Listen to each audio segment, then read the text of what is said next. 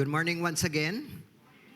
We are in the fourth and final Sunday of our series, The Cross.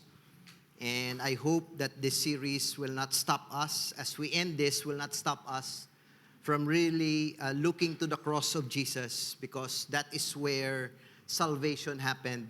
And at the same time, the power of that cross and the message of the gospel continues and makes and transforms life and sanctifies its hearers. So if you're coming for the first time, first week we talked about Jesus and Nicodemus. And we learned from that preaching that to enter the kingdom of God, we need to have a spiritual rebirth, a born-again encounter through a revelation of the cross of Christ. Second week, we talked about the crowds who followed Jesus. But they followed him for their self-interest. They followed him for the benefits. And the moment they saw Jesus carrying his cross, they abandoned him because they could not carry their own cross as well. Jesus died on the cross not for us to turn away.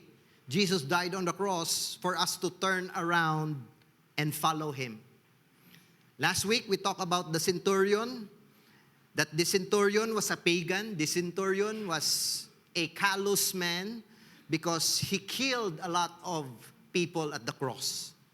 But this centurion, from a skeptic to a callous man, from a callous man, he became a believer when he saw Jesus at the cross. Today, we will examine another personality, and his name is Mary Magdalene.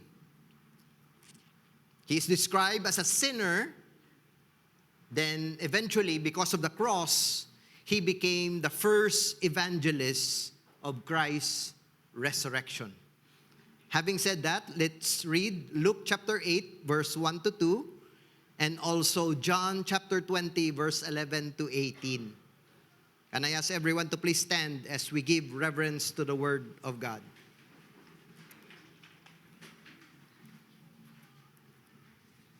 Luke chapter 8, verse 1 and 2. Women accompanying Jesus. Soon afterward, he went on through cities and villages, proclaiming and bringing the good news of the kingdom of God. And the 12 were with him. And also some women who had been healed of evil spirits and infirmities. Mary, called Magdalene, from whom 7 demons had gone out. John chapter 20, verse 11 to 18. Jesus appears to Mary Magdalene. But Mary stood weeping outside the tomb. As she wept, she stooped to look into the tomb. And she saw 2 angels in white, sitting where the body of Jesus had laid, one at the head and one at the feet. They said to her, "Woman, why are you weeping?" She said to them, "They have taken away my Lord, and I do not know where they had laid him." Having said this, she turned around and saw Jesus standing, but she did not know that it was Jesus. Jesus said to her, "Woman, why are you weeping? Whom are you seeking?" Supposing him to be the gardener, she said to him, "Sir, if you have carried him away, tell me where you have laid him, and I will take him away." Jesus said to her, "Mary." She turned and said to him in Aramaic, "Rabboni," which means teacher. Jesus said to her, "Do not cling to me, for I have not yet ascended to the Father, but go to my brothers and say to them, I am ascending to my Father and your Father, to my God and your God." Mary Magdalene went and announced to the disciples, "I have seen the Lord," and that he had said these things to her. This is the word of the Lord. Let us pray. Lord, we ask that your Holy Spirit, Lord, would allow us to see the truth of your word, so that we will appreciate the cross of Christ, so that the message of the cross and the gospel that we preach will bring change and transformation to its hearers. Holy Spirit, we ask you to make the scripture alive so that it will be experiential and transformational even this morning, in Jesus' name. Amen, amen. You may take your seats.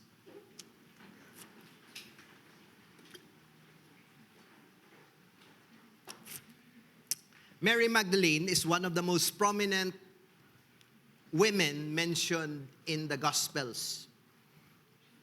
Unfortunately, much of her reputation is undeserved. In AD 604, Pope Gregory, he didn't do much research, misidentified Mary Magdalene with the sinful woman in Luke chapter 7, verse 36 to 50. Ever since, Mary Magdalene had been identified as a prostitute. Her reputation as a reformed prostitute, however, has no biblical support. It wasn't until 1969 that Pope Paul VI officially corrected the mistake and took Mary Magdalene off the prostitute list. Her fame rose to new heights in 2003 when author Dan Brown released his novel, The Da Vinci Code. The novel explores an alternative religious history to Christianity. The book's central point is that Jesus and Mary Magdalene were married. They had children, and that the Merovingian kings of France were the descendants of the bloodline of this marriage. Brown was not the first to make such claim, but this book gave it new life. Eventually, it was turned into a blockbuster movie starring Tom Hanks. But to those who are not informed, the book itself, the movie itself, was all fiction. It was imaginary, it was untrue, it was purely invented. When it comes to the life of Mary Magdalene, there's no other authority than the Bible. Everything we know about her is contained in dozen mentions here in the 4 Gospels. So here, we need to know who is Mary Magdalene. So let me start with this. She was a woman in bondage to darkness. And the Bible was so clear in Luke chapter 8, verse 2. And also some women who had been healed of evil spirits and infirmities. Mary, called Magdalene, from whom 1 demon, 2 demons, 3 demons, 4, 5, 6. No, she had 7 demons. Now, I just want to quantify this a little bit. Because sometimes the reason why we cannot appreciate the cross, the reason sometimes we don't see the need to pray, the reason sometimes we take Christianity as a casual thing is because we do not know who our enemy is. Paul says in Ephesians chapter 6 verse 12, "For we do not wrestle against flesh and blood." Ang kontra mo, hindi imo boss. Ang kontra mo, hindi ang imo nga neighbor, nga pirmi lang nagakanta, "I did it my way." Ang kontra mo, or ang kontrata, hindi ang corruption sa aton nga nation. Paul was clear, we are not wrestling with flesh and blood. We are not fighting fellow human beings.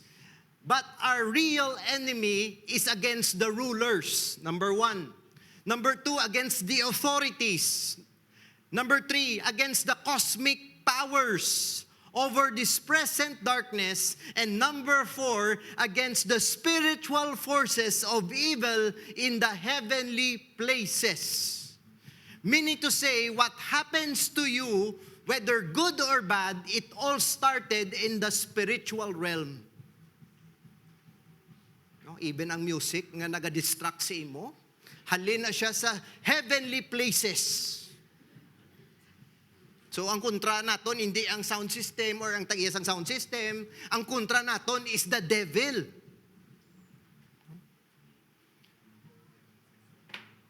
Now, before I continue, I just want to clarify. If you're a born-again believer and you are baptized in the power of the Holy Spirit, you will never be possessed by a demon.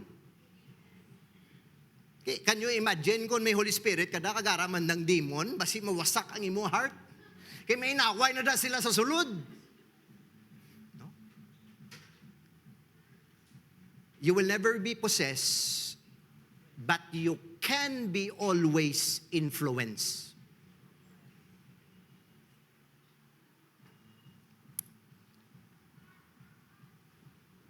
All men are under the influence, either or. God and His Word, or the world, the flesh, and the devil. Tulukan ba yung tupad mo kung anong nag-influence sa iya? Basi ma-discern mo.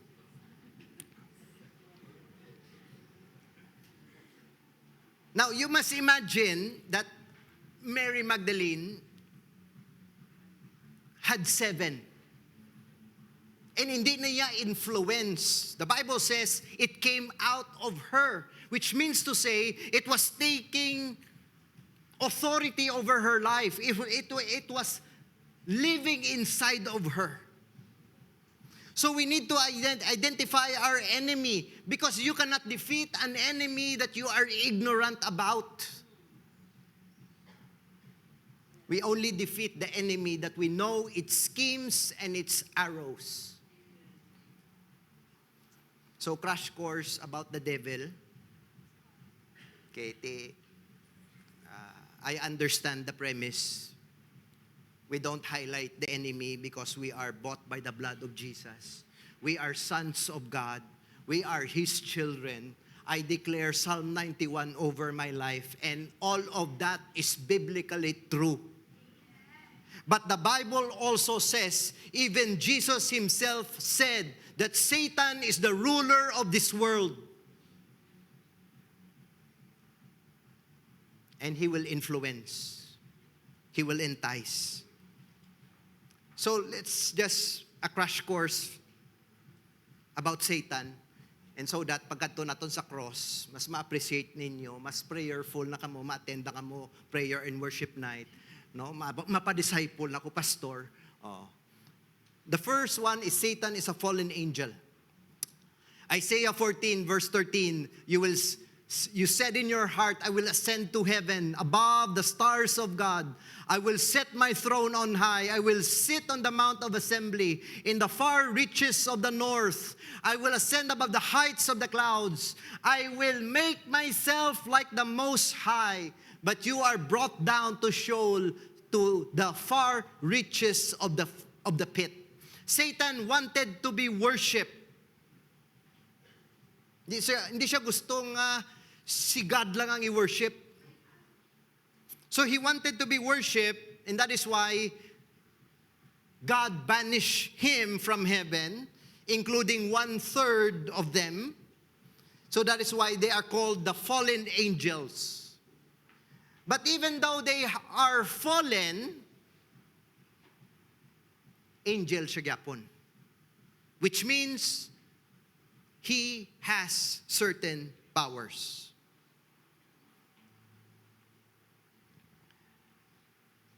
Not only that, Satan is the adversary of God and His people. 2 Corinthians 11 verse 3, but I am afraid that as the serpent deceived Eve by his cunning, your thoughts will be led astray from a sincere and pure devotion to Christ. Satan is the adversary of God and His people. Satan hates it when you submit to Christ. Satan hates it when you worship Jesus. Satan hates it when you meditate on His Word.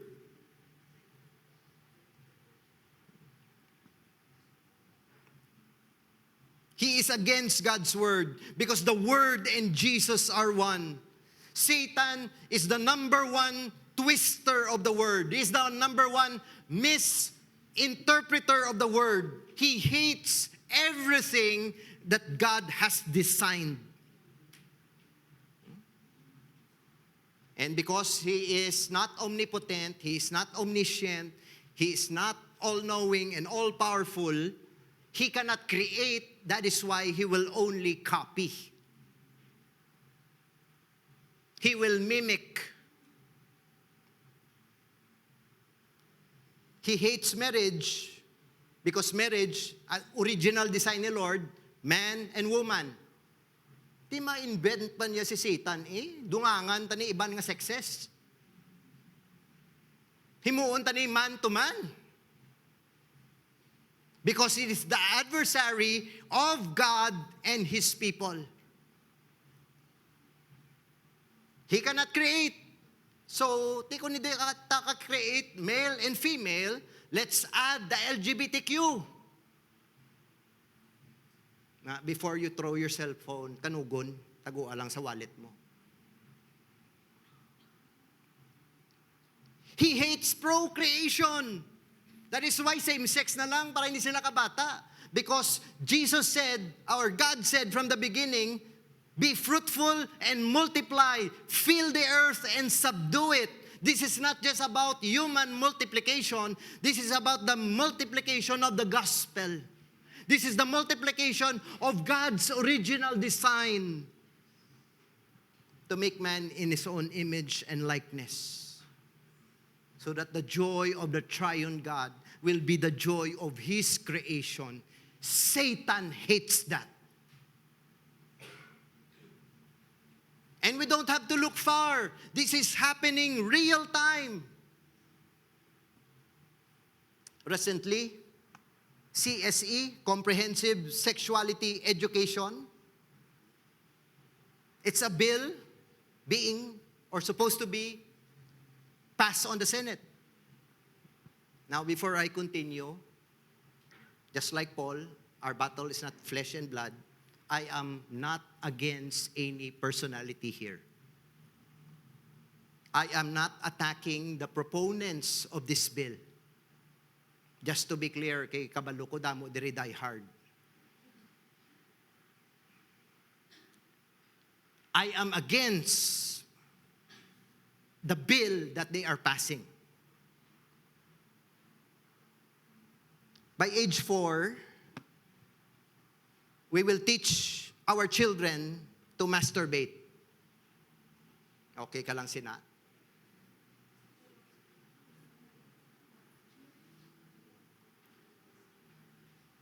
By age 6, we will let them discover their bodily pleasures through their 5 senses. And by age 9, they will now have the right to choose their sexual preference or whatever you call it. Now, you might, and you can argue all you want na that is not the original intent. But mind you, they will continue to enforce this, they will pass this, whatever the cost. Because the devil is after the family, he is after the marriage, he is after our children. Because if he can destroy the family, he can destroy the original plan of God.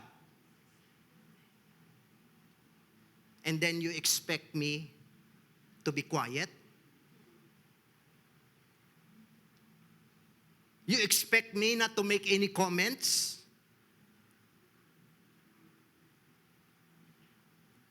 Feeling ko may masaylogid 2 p.m. service. Okay lang na, at least victory gyapon. Our children are being offered to Satan right before our eyes.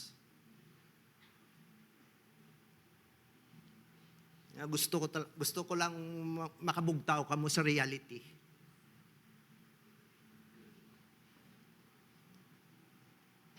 Because demons tempt and a trap in sin.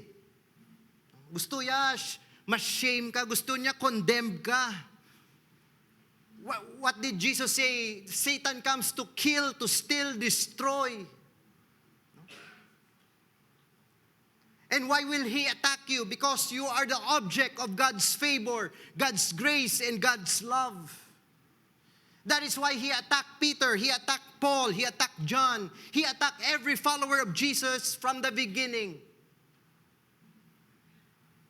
Demons inflict sickness. Somebody in the 9 a.m. service asked me, Pastor, diba, may naghambal sa akon nga it is God who inflicts sickness sometimes so that God's people will learn and will realize and they will repent. Now, that's a long Bible conversation. But I believe with all of my heart, there's no need to pray for sickness if Jesus malang ang naghalin ang sickness.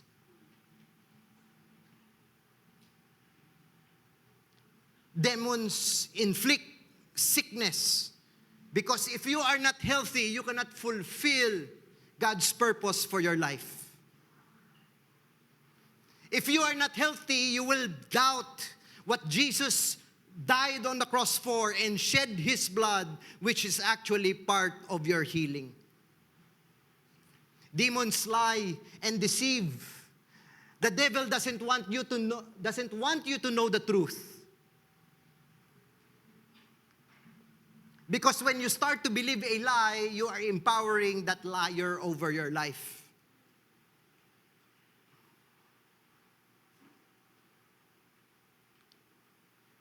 In the New Testament, the word devil means slanderer,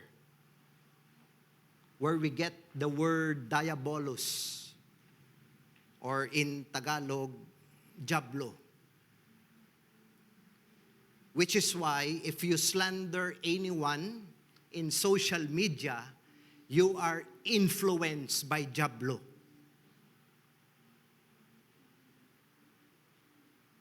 Again, I'm not attacking any personalities here. I'm just showing you the influence of our enemy. Notice what Satan did when he approached God. He was accusing Job because he was a slanderer. Ga-worship lang na sa imo, kaya gina-bless mo. Kuwaa balatanan. So one of the ways he attacks us is through accusation. He accuses you before God. He accuses God to you. He will accuse you with your brothers and sisters. Because his goal is to divide. His goal is disunity.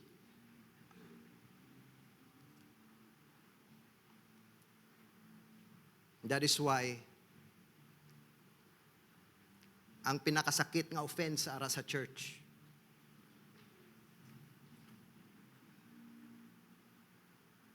Because he wants you to feel so bad and he wants you condemned. Demons torment.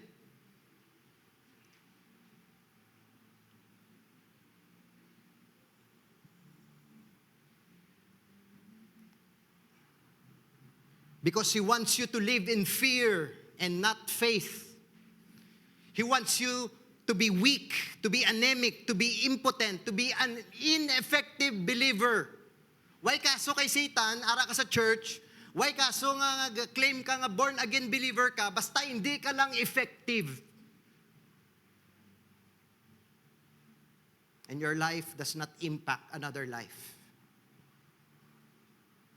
Demons blind people to the reality of the gospel. That is why, if you're a victory group leader here, if you are doing one-to-one, wala kitaya power. Mabali lang ang akong ugat sang preach diri. I don't have the power to change you. Demons blind people of the reality of the gospel. It takes the Holy Spirit, just like Saul, to remove the scales of his eyes and see his need of a Savior. That's why damo ibulos sa tutuod ng gospel. May prosperity gospel, kung gusto mo magdako church mo, gusto mo humanistic gospel para everybody likes you. But he hates the gospel that tells you you are a sinner and without Jesus you don't have a Savior. Demons are the power behind idolatry. And I'm not talking here of dinagyang. I am talking about you claiming to be a believer, but in your heart there's an idol and it doesn't, and that idol is not God.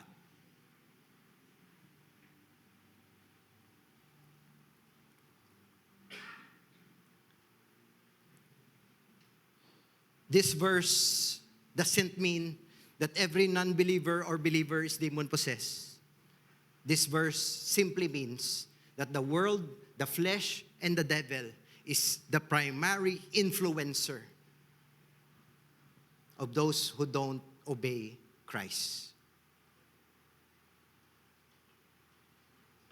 Now imagine that to Mary Magdalene.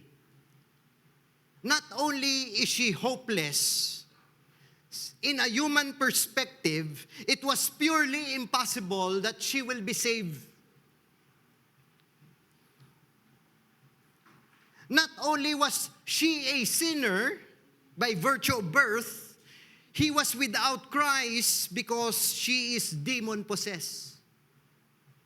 Which is why it takes the power of God to save a person. God is mighty to save, regardless of the situation or the circumstance. Wala sang imposible kay Lord kung gustuhon niya nga luwason ang isa ka tao or isa ka bagay. Mary Magdalene's life was a life of torment, restlessness. It looks like she was helpless and hopeless.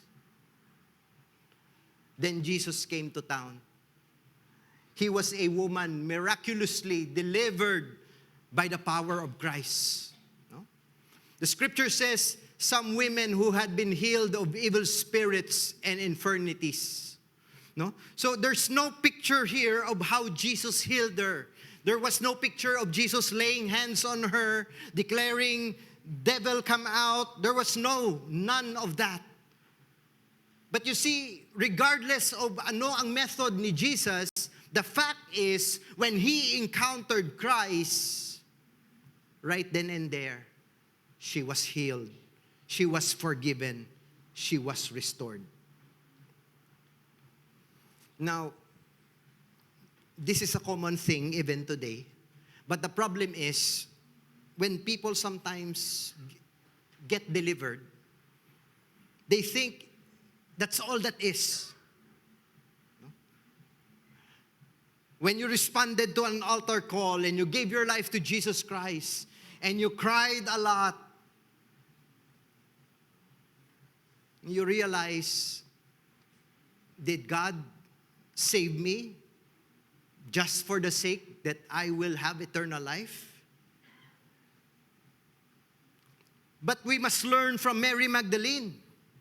After God saved him and transformed him and healed him and removed all the demons in his life, Mary Magdalene became a woman who became a devoted follower of Christ.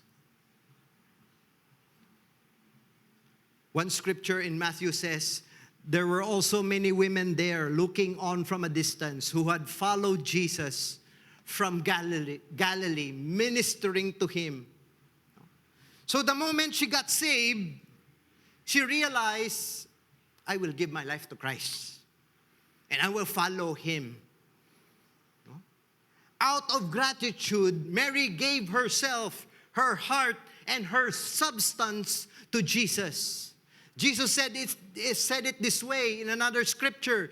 He loved much because she knows that she was forgiven much. To the degree that you realize the depth of your sin and the love and the mercy that was extended to you is also the degree of your surrender and your devotion to Christ. And some people, unfortunately, cannot see the depth because we are not talking about sin anymore. We can just say, oh, well, it's something in you, but it's not that serious. But when we realize how much and the cost that was paid for our salvation, then we begin to appreciate Jesus and we follow him. Among whom were Mary Magdalene and Mary the mother of James and Joseph and the mother and the sons of Zebedee, even in the cross. And they followed him in a great multitude of the people and women who were mourning and lamenting for him. When Jesus was arrested, condemned, and crucified, almost all of the disciples abandoned him, except John, Mary, and Mary Magdalene. But standing by the cross of Jesus were his mother and his mother's sister, Mary, the wife of Clopas, and Mary Magdalene.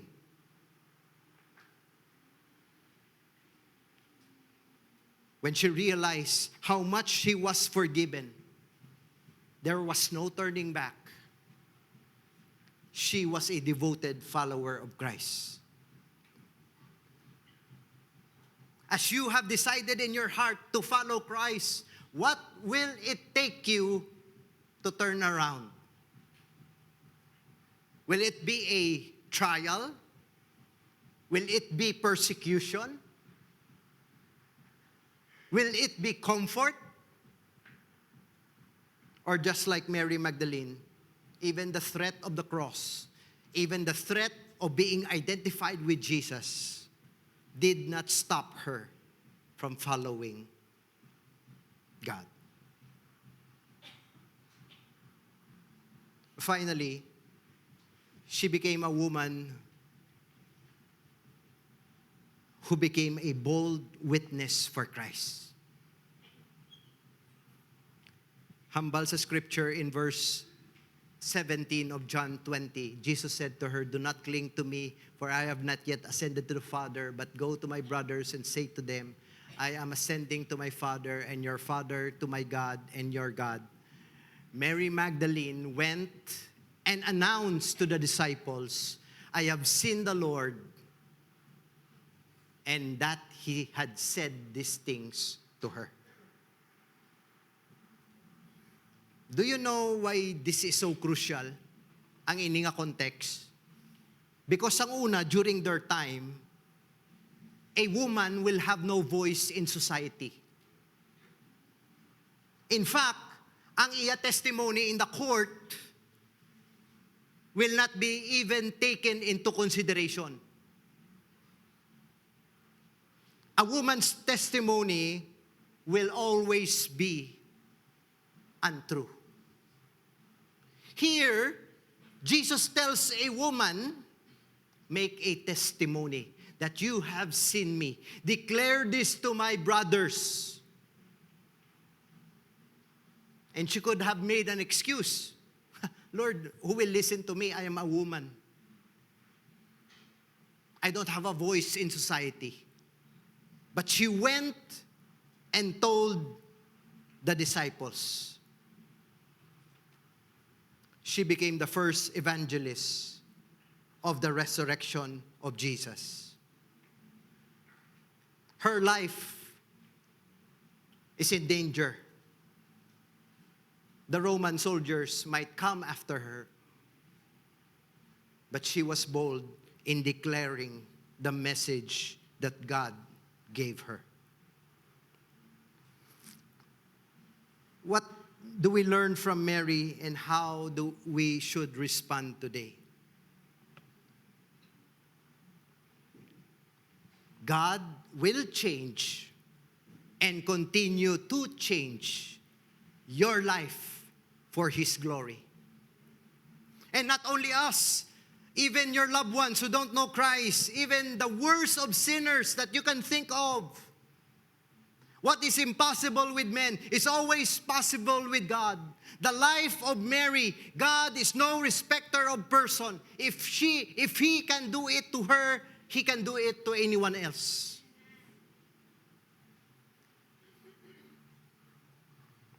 Therefore, if anyone is in Christ, he is a new creation. The old has gone, the new has come. Why? Because that person has been transformed by the Holy Spirit.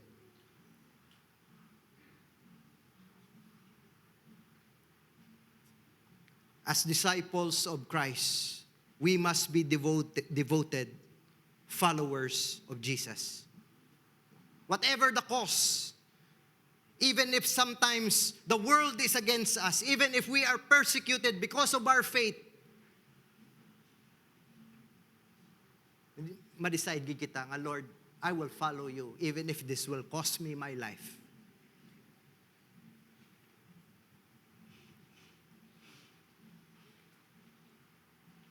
Finally, we are to be heralds of the good news. Who else is going to tell the world about the gospel? Who else is God going to use but us, the church?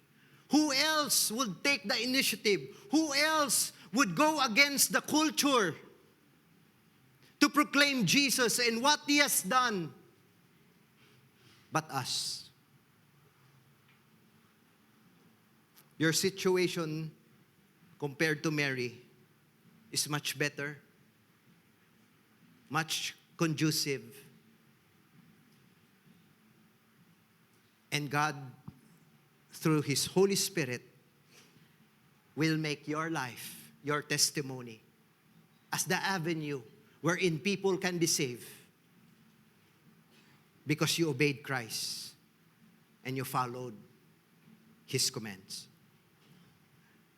The cross of Christ doesn't just free us from our sins, but also empowers us to proclaim the gospel.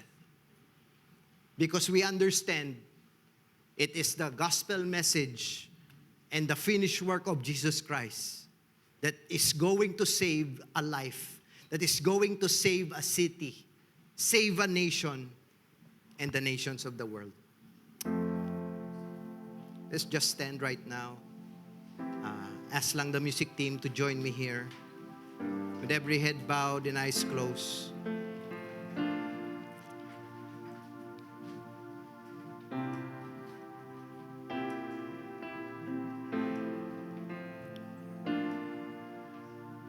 Lord,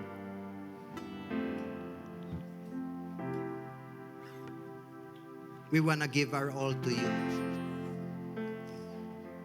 We want to give our life to you. But we failed to see the depth of the pit that we are in because we have minimized the sin and the rebellion of our hearts, thinking it was not that serious. But Lord, it was so serious. It took your Son, the Son whom you love, to die on the cross, to be condemned, to be delivered in the hands of people.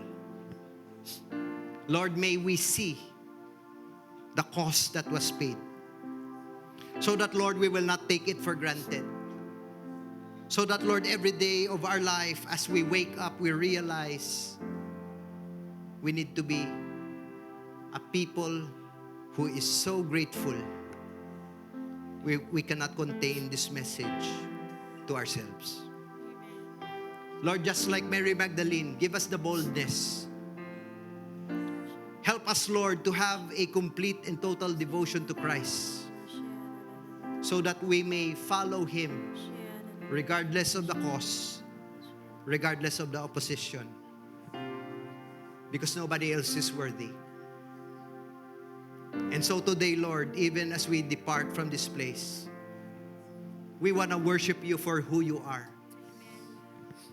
And may our worship be acceptable because the blood of Jesus cleanses us from everything.